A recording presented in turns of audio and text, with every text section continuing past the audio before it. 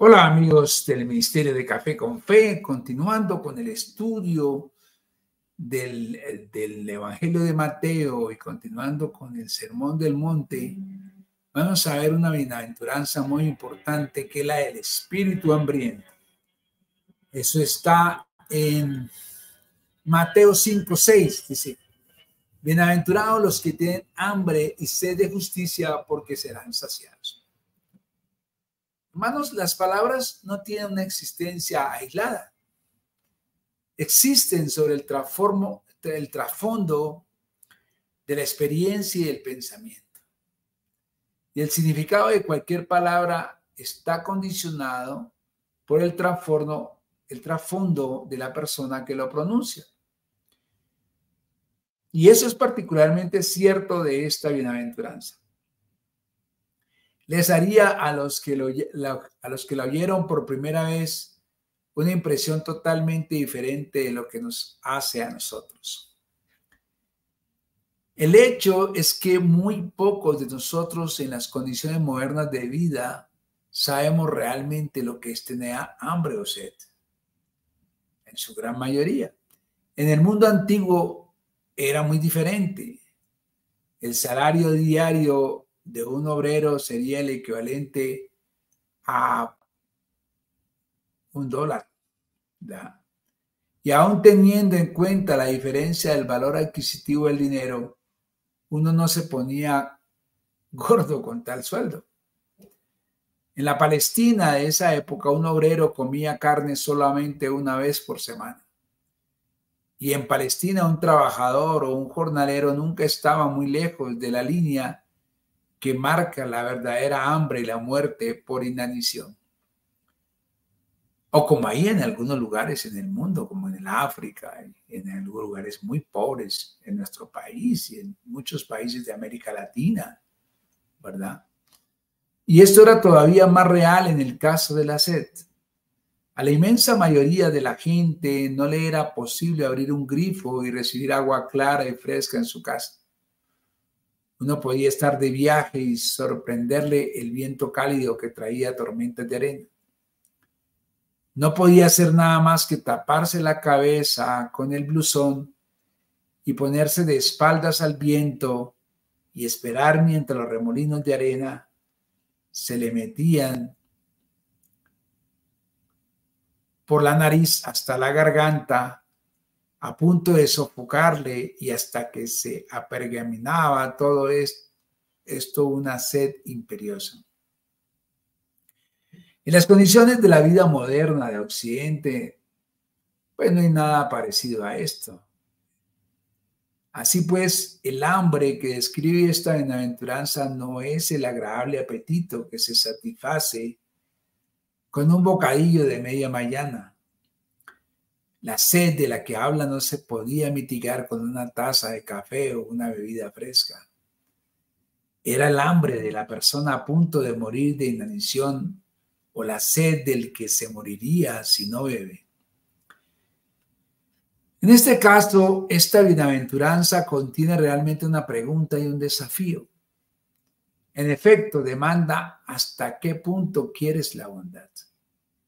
¿La quieres tanto como quiere un hambriento la comida o el agua el que se está muriendo de sed? ¿Hasta qué punto es intenso nuestro deseo de bondad? La mayoría de la gente tiene un deseo instintivo de bondad, pero ese deseo es imaginario y nebuloso, más bien que agudo e intenso. Cuando llega el momento de la decisión, no está preparado a hacer el esfuerzo y el sacrificio que demanda la bondad real.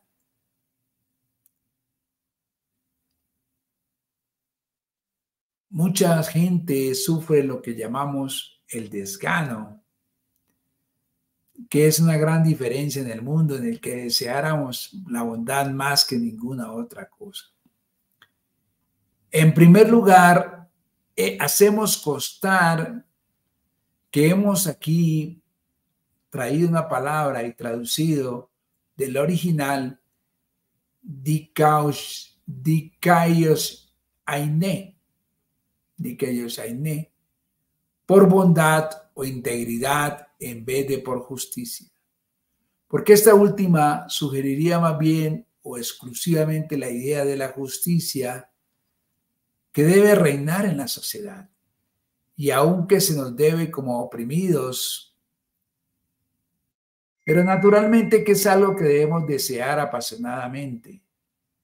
Pero en esta bienaventuranza creemos que se trata de una cualidad que uno desea poseer personalmente, no del deseo natural de que se nos haga justicia o de que haya justicia en el mundo, sino de que la justicia, la bondad de Cristo reine en nuestra vida. En la Biblia inglesa se usa en esta bienaventuranza y en otros muchos lugares con este sentido la palabra righteousness, no justice. Como enfocamos esta bienaventuranza desde este punto de vista, es la más exigente y hasta la más aterradora de todas. Pero no solo es la bienaventuranza más exigente, a su propia manera es también la más consoladora. Por detrás de ella está el sentido de que la persona que es bienaventurada no lo es necesariamente porque alcance esta bondad, sino porque la anhela con todo su ser. Si la bendición viniera solamente a la persona que alcanza su objetivo, entonces nadie sería bendito. Pero la bendición alcanza a la persona que a pesar de fallos y fracasos, todavía aspira con un apasionado amor a lo más alto.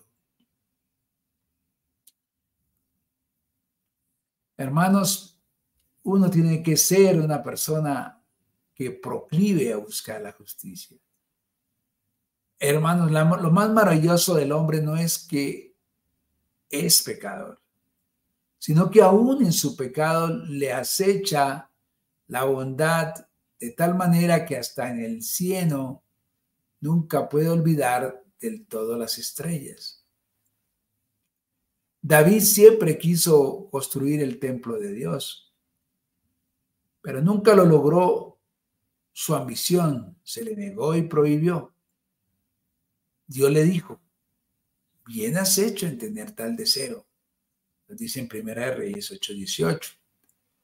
En su misericordia, Dios nos juzga no solamente por nuestros logros, sino también por nuestros sueños. Aunque un hombre nunca alcance la bondad, si toda su vida tiene esta hambre y sed de ella, no está excluido de la bendición. Hay todavía otro detalle en esta bienaventuranza que aparece claramente en el original, en una regla de gramática griega, y en esto coincide con la española, que los verbos que indiquen tener hambre o sed se construyen con el genitivo, que es el caso que se suele expresar en español con la preposición de, del hombre, en el genitivo de el hombre. El genitivo que sigue a los verbos de hambre y sed se llaman en gramática griega genitivo partitiva, porque indica que se tiene hambre o sed de una parte de aquello. Cuando se dice en griego, como es español, tengo hambre de pan o tengo sed de agua, ya se supone que no quiere todo el pan o el agua que exista, sino solo una parte, la que lo sacie. Pero esta bienaventuranza, lo más corriente es que justicia se ponga en acusativo directo y no en genitivo. Ahora bien, cuando un verbo de hambre o sed se pone en griego en acusativo en vez de en genitivo, se hambrea toda aquella cosa. En el caso del pan, quema decir todo el pan, y en el del agua todo el container que tiene. Por tanto, aquí la traducción correcta sería: benditos los que tienen hambre y sed de verdadera y total integridad. Esto es de hecho lo que pocas veces se quiere. Nos contentamos con parte de la integridad. Un hombre, por ejemplo, puede que sea bueno en el sentido de que por mucho que se le buscara, no se le podría encontrar ninguna falta moral. Su honradez y respetabilidad están fuera de duda, pero tal vez sería la clase de persona a la que uno no acudiría para desahogarse contándole algo muy íntimo. Se congelaría si lo intentara. Hay una clase de integridad que suele ir acompañada de dureza, intolerancia o falta de simpatía.